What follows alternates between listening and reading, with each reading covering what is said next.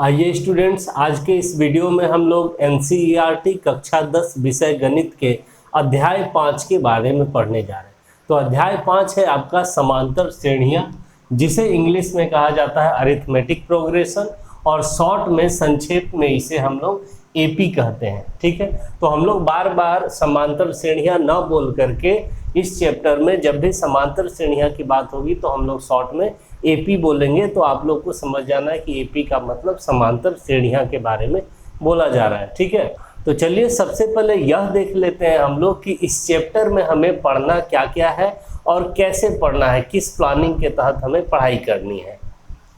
तो सबसे पहले तो हम लोग इस चैप्टर में देखेंगे इस चैप्टर का परिचय यानी कि इंट्रोडक्शन।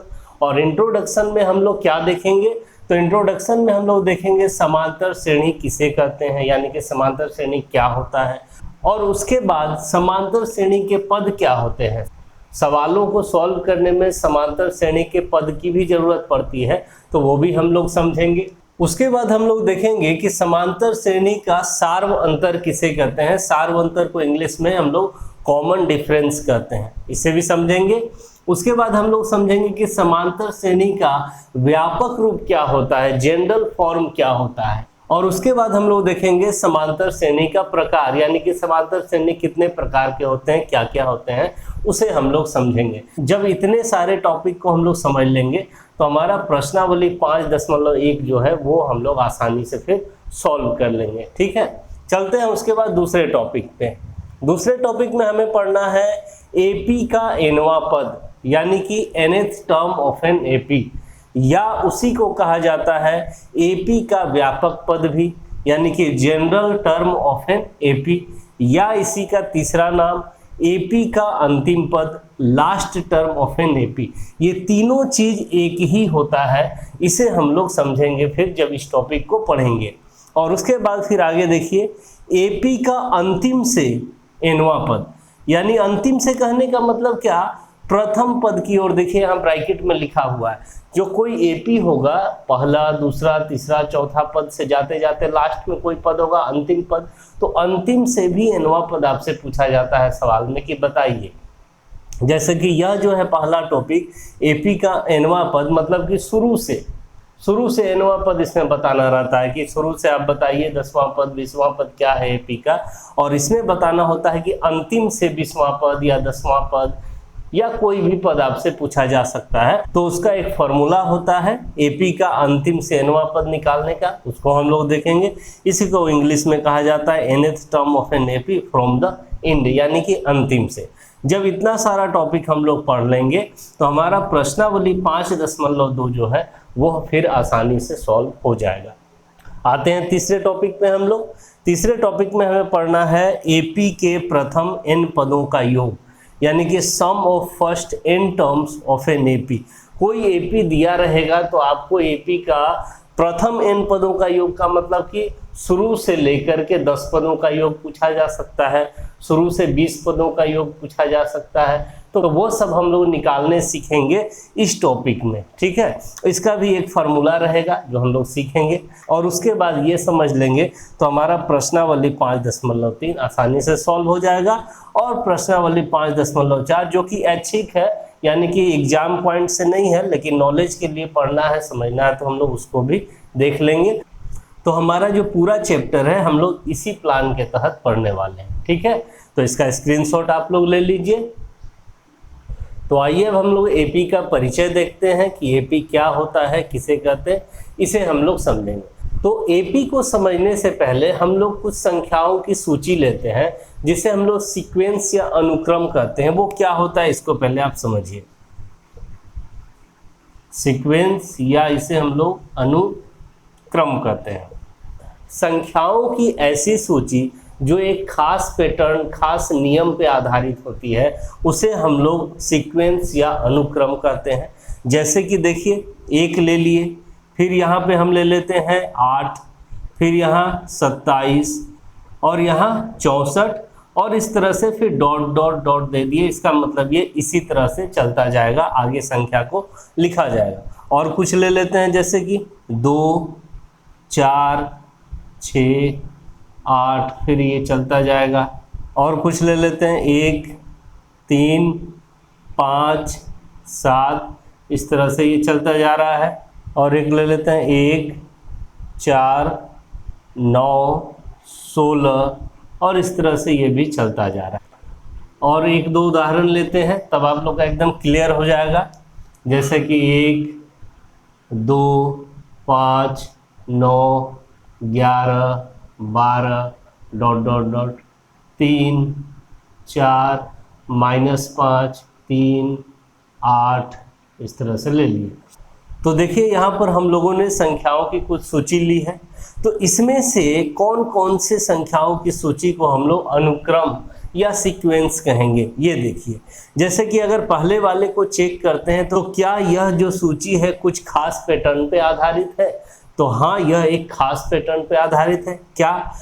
तो देखिए कि सूची की जो प्रत्येक संख्या है उसमें पहली संख्या 1 का घन है, दूसरी संख्या 2 का घन है, तीसरी संख्या 3 का घन है, चौथी संख्या 4 का घन है। यह एक पैटर्न को फॉलो कर रहा है। 1 का क्यूब 1 ही होता है, 2 का क्यूब 8 होता है, 3 का क्यूब 27 होता है, 4 का क्यूब 64 होता है। इसी तरह से अगला संख्या आप लिख सकते हैं 5 का क्यूब 125, उसके बाद अगला संख्या लिख सकते हैं 6 का क्यूब 216। यानी कि यह एक खास पैटर्न पे आधारित है। ये आप लोग को दिख रहा है, तो इसे हम लोग कहेंगे कि यह सीक्वेंस है, एक अनुक्रम है। ठीक है, दूसरे को देखते हैं। यह जो पैटर्न है आप देखिए, यह सम संख्याओं की सूची है।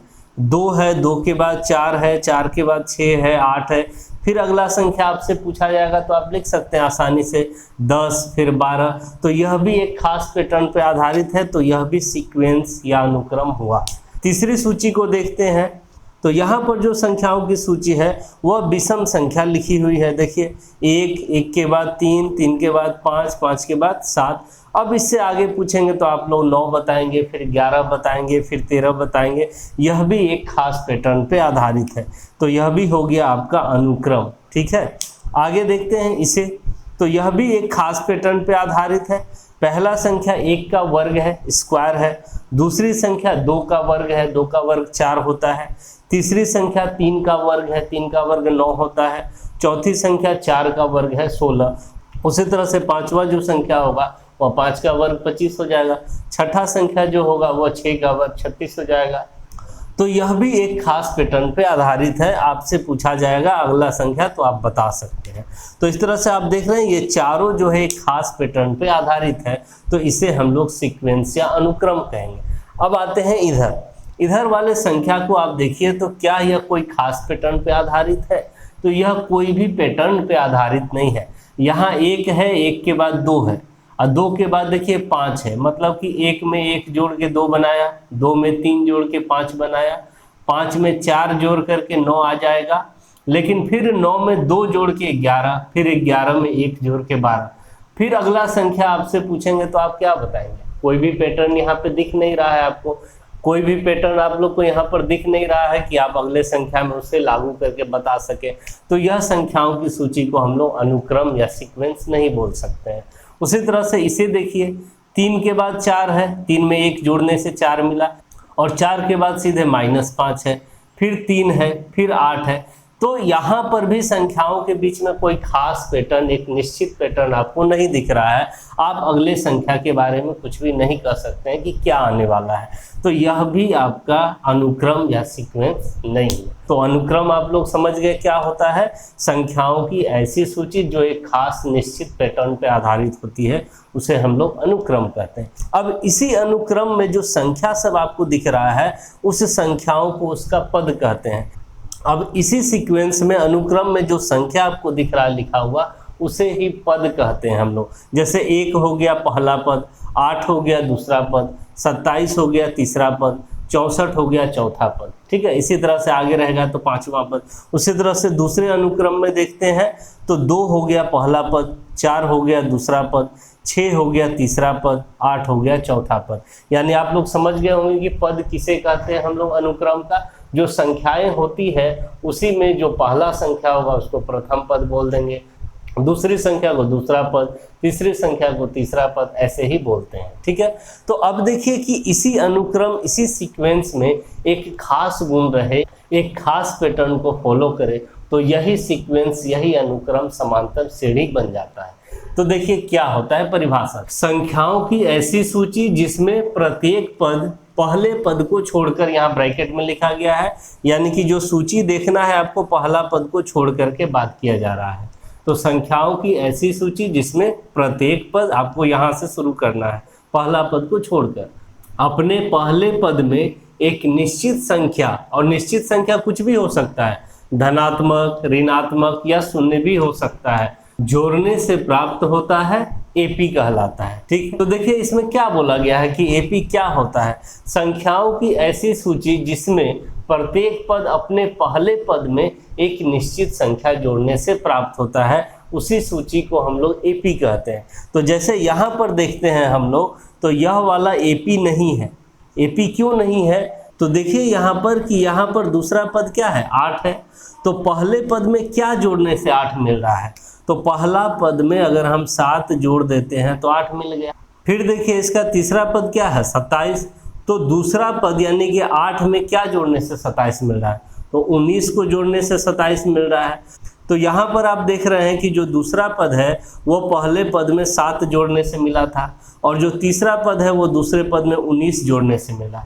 तो यह एक निश्चित संख्या तो नहीं आ रहा है, संख्या बदल बदल के आ रहा है। उसी तरह से आप 27 में कुछ जोड़ेंगे तो 64 आएगा, यानी समान संख्या नहीं आ रहा है। तो यह एपी नहीं कहलाएगा, यह अनुक्रम सीक्वेंस तो कहलाएगा, एपी नहीं कहलाएगा। दूसरे को देखते हैं, तो देखिए यहाँ पर कि दूसरा पद यहाँ 4 है, और पहले पद में क्या जोड़ने से 4 मिल रहा है, 2 जोड़ने से, क्योंकि 2 में 2 जोड़ेंगे तो 4 मिल जाएगा। तीसरा पद देखिए 6 है, दूसरे पद में क्या जोड़ने से हमें तीसरा पद मिल रहा है, 4 में 2 जोड़ने से हमें मिल जाएगा 6। ठीक है, फिर उसी तरह से चौथा पद 8 है, तो तीसरे पद में क्या जोड़ने से हमें 8 मिल जाएगा, 6 में क्या जोड़ने से, तो 2 जोड़ने से 8 मिल जाएगा। तो इसमें आप देख सकते हैं कि यहाँ एक निश्चित संख्या को जोड़ने से प्रत्येक पद प्राप्त हो रहा है। जैसे कि यहाँ पर दूसरा पद पहले पद में 2 जोड़ने से मिला, तीसरा पद भी दूसरे पद में 2 जोड़ने से मिला, चौथा पद भी तीसरे पद में 2 जोड़ने से मिला। इसी तरह से आगे निकलता चला जाएगा 2-2 जोड़ करके।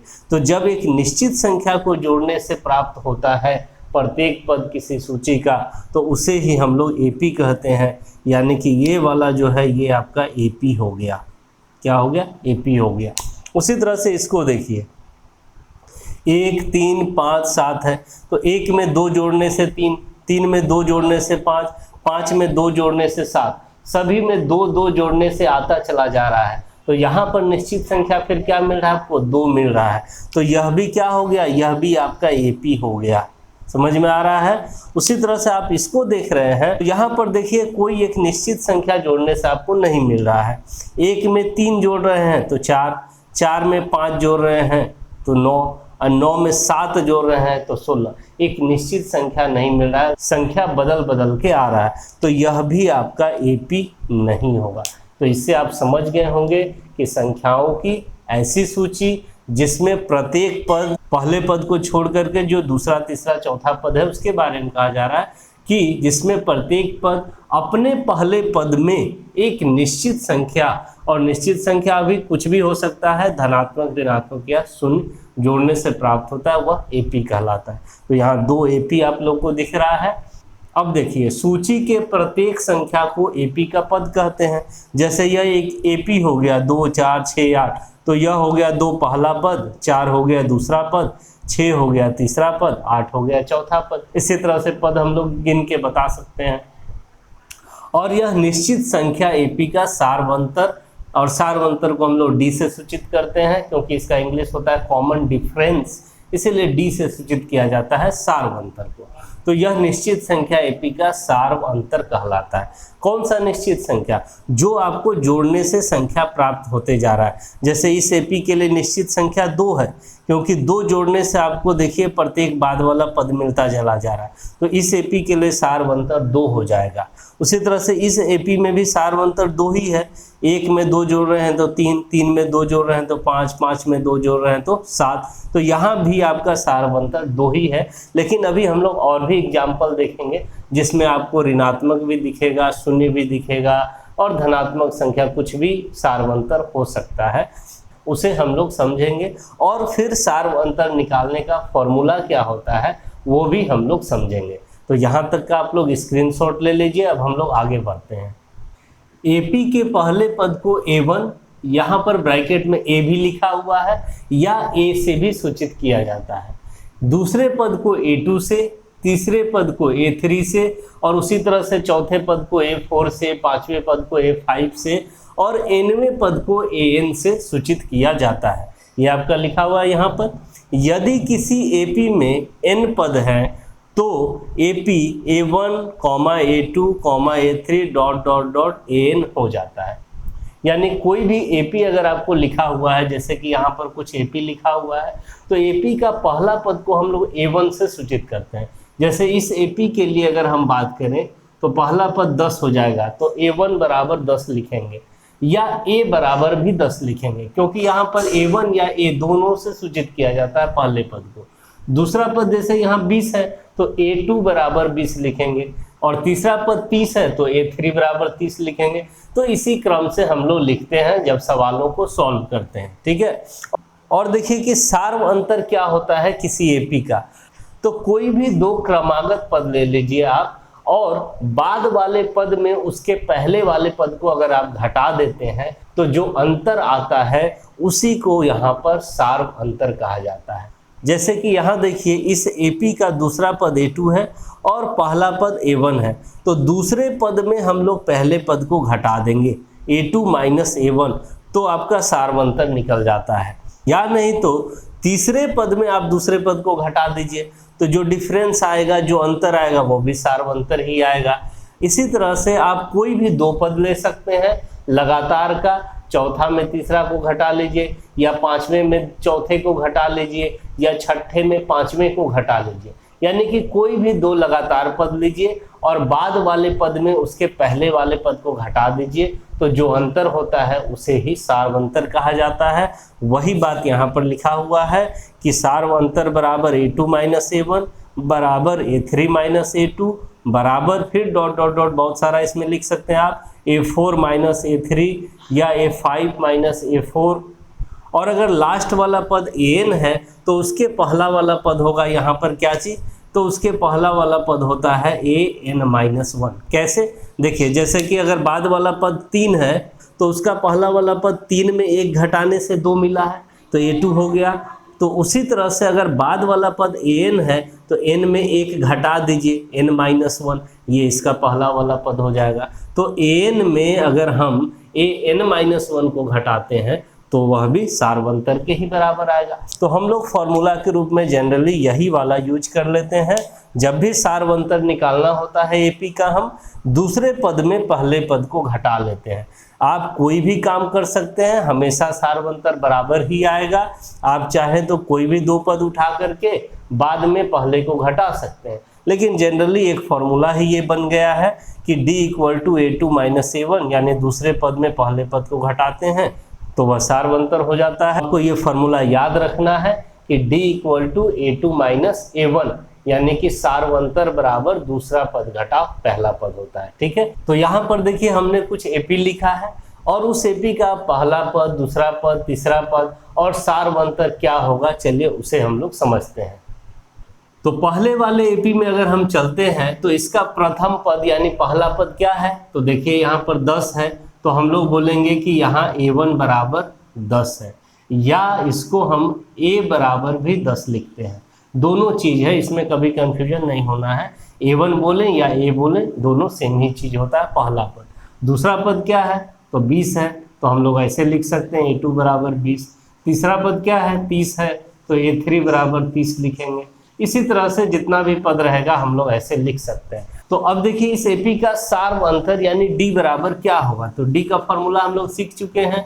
A2 माइनस A1 होता है, यानी दूसरे पद में पहले पद को घटा दीजिए, तो दूसरा पद हो गया आपका 20, पहला पद हो गया 10, तो 20 में 10 घटा दीजिए तो 10 मिल गया।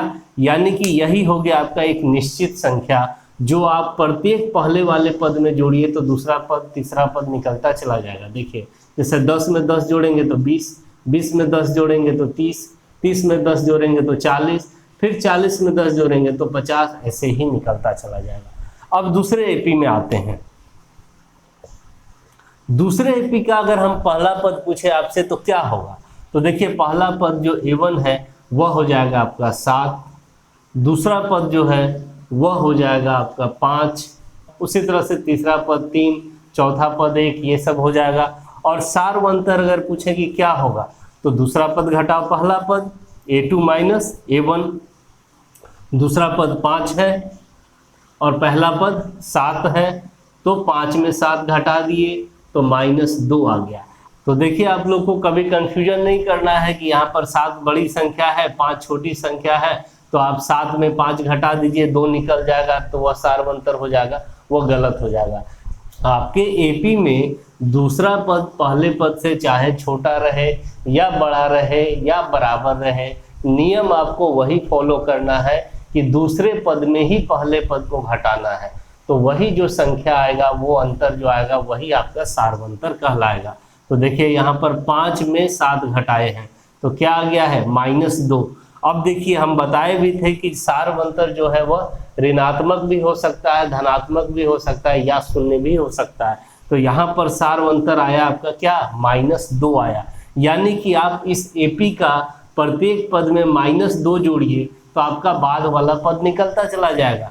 जैसे 7 में जोड़ेंगे -2 को तो 5 हो जाएगा, 5 में जोड़ेंगे -2 को तो 3 हो जाएगा, 3 में जोड़ेंगे -2 को तो 1 हो जाएगा। इस तरह से निकलता चला जाएगा। तीसरे एपी में चलते हैं।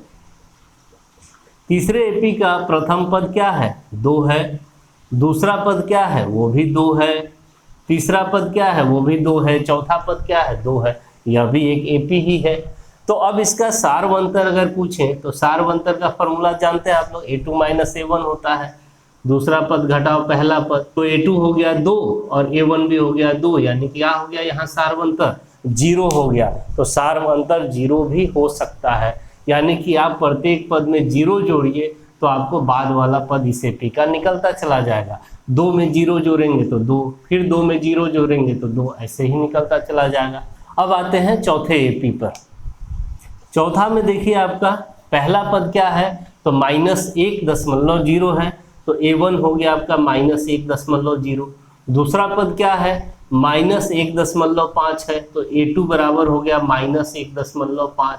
इसी तरह से A3 हो जाएगा -2.0, A4 हो जाएगा -2.5, ऐसे ही लिख लेंगे। अब इसका सारवंतर आपको अगर निकालना है तो क्या करेंगे? तो सारवंतर का फॉर्मूला ही होता है A2 माइनस A1, दूसरा पद घटाओ पहला पद, तो यहाँ पर दूसरा पद क्या है? दूसरा पद है -1.5, तो -1.5 ले लेंगे और इसमें घटाएंगे हम लोग -1.0 को, -1.0 को। तो अब देखिए यहाँ पर माइनस गुना माइनस हो जाएगा प्लस, तो आपका इधर क्या बचा? -1.5 जोड़ माइनस गुना माइनस प्लस, यानी 1.0, और यहाँ पर -1.5 और प्लस 1.0 आ गया तो घटा लेंगे और घटा के आपका बच जाएगा -0.5। यही आया आपका सारवंतर, यानी कि आप प्रत्येक पद में -0.5 जोड़ते चले जाएं तो आपका बाद वाला पद निकलता चला जाएगा। तो इस तरह से हम लोग देखें कि सारवंतर जो है वह कुछ भी हो सकता है, धनात्मक संख्या, ऋणात्मक संख्या या शून्य भी हो सकता है। तो इसका स्क्रीनशॉट ले लीजिए आप लोग। अब हम लोग फिर आगे बढ़ते हैं। तो आइए अब हम लोग देखते हैं एपी का व्यापक रूप, यानी कि general form of an AP क्या होता है। तो यहाँ पर देखिए लिखा हुआ है A plus D, A plus 2D, A plus 3D, फिर डॉट डॉट डॉट है, यानी इसी क्रम में चलता चला जाए। A प्लस 4D होगा, फिर A प्लस 5D, फिर A प्लस 6D। तो यह जो सूची आपको दिख रही है यह एक समांतर श्रेणी को निरूपित करती है, जहां पहला पद A तथा सार्वंतर D है। इसे एपी का व्यापक रूप कहते हैं। इसे ही, इस फॉर्म को ही हम लोग एपी का व्यापक रूप कहते हैं, जिसमें एपी का पहला पद A है और सार्वंतर D है। कैसे, देखिए इसे समझ लीजिए। मान लीजिए कि एपी का पहला पद, प्रथम पद मान लीजिए A है, ठीक है, और मान लीजिए सार्वंतर D है किसी एपी का। सार्वंतर क्या है? डी है। ठीक है, तो अगर आपसे पूछा जाए कि दूसरा पद इस एपी का क्या होगा, उस एपी का प्रथम पद ए है और सार्वंतर डी है, ये आपको दे दिया गया है, और आपसे पूछा जा रहा है कि दूसरा पद बताइए कि क्या होगा, दूसरा पद यानी कि A2 बराबर क्या होगा। तो हम लोग जानते हैं कि किसी भी एपी का बाद वाला पद उसके पहले पद में एक निश्चित संख्या को जोड़ने से प्राप्त होता है, और वह निश्चित संख्या ही क्या होता है, सार्वंतर होता है। यानी कि दूसरा पद अगर आपको निकालना है तो पहले पद में सार्वंतर को जोड़ दीजिए तो दूसरा पद निकल जाता है।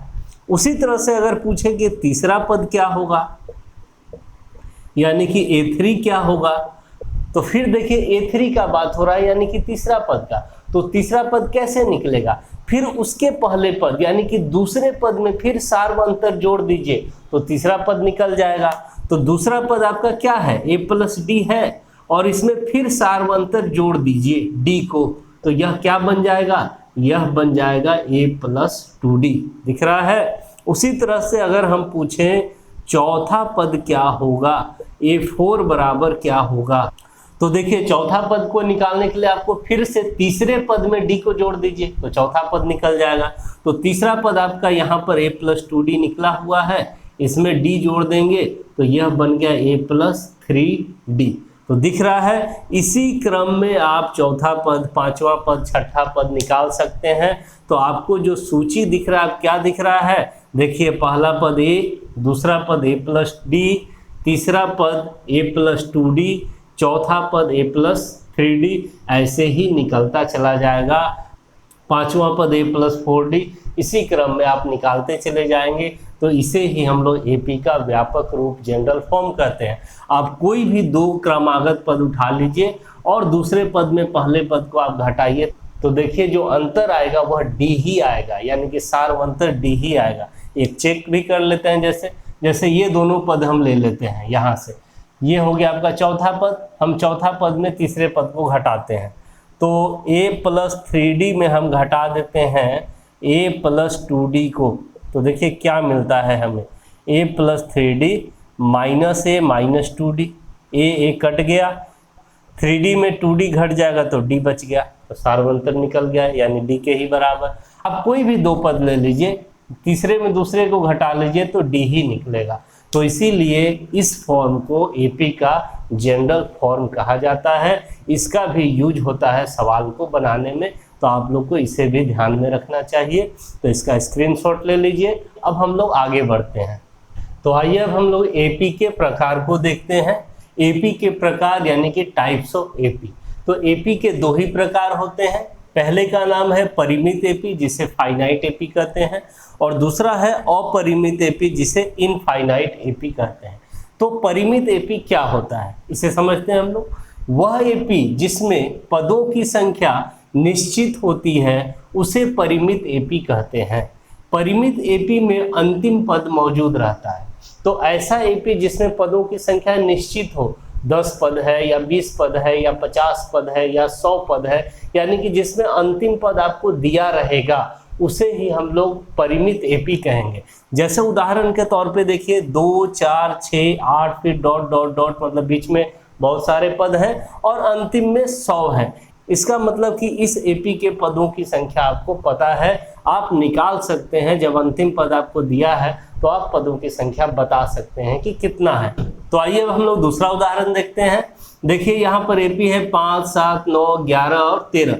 तो यहाँ पर 13 ही अंतिम पद है, उसके बाद क्योंकि पूर्ण विराम लग गया है तो इस एपी में पदों की संख्या कितनी है, 1, 2, 3, 4, 5। यह एक छोटा एपी है जिसमें पदों की संख्या 5 है, हम लोग गिन सकते हैं, तो यह भी कहलाएगा आपका परिमित एपी।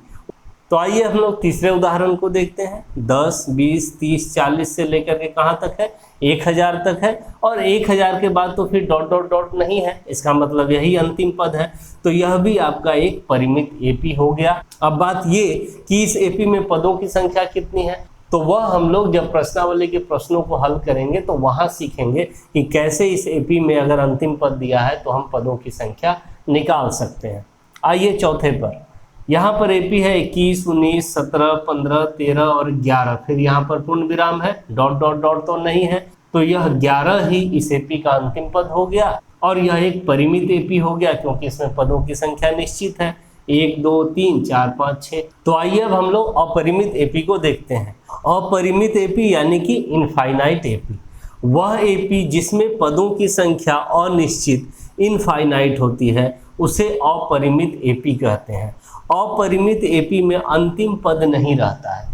जिस तरह से परिमित एपी में आपको अंतिम पद दिख रहा था, तो अपरिमित एपी में अंतिम पद नहीं रहता है, डॉट डॉट डॉट देके छोड़ दिया गया रहता है, यानी आप उसमें नहीं बता सकते हैं कि इसका अंतिम पद कितना है और इसमें पदों की संख्या कितनी है। जैसे उदाहरण देखिए 2 4 6 8 और फिर डॉट डॉट डॉट डॉट देके छोड़ दिया गया है, तो इसमें पदों की संख्या कितनी है हम नहीं बता सकते हैं, क्योंकि हम जितना चाहें उतना लिख सकते हैं इसमें।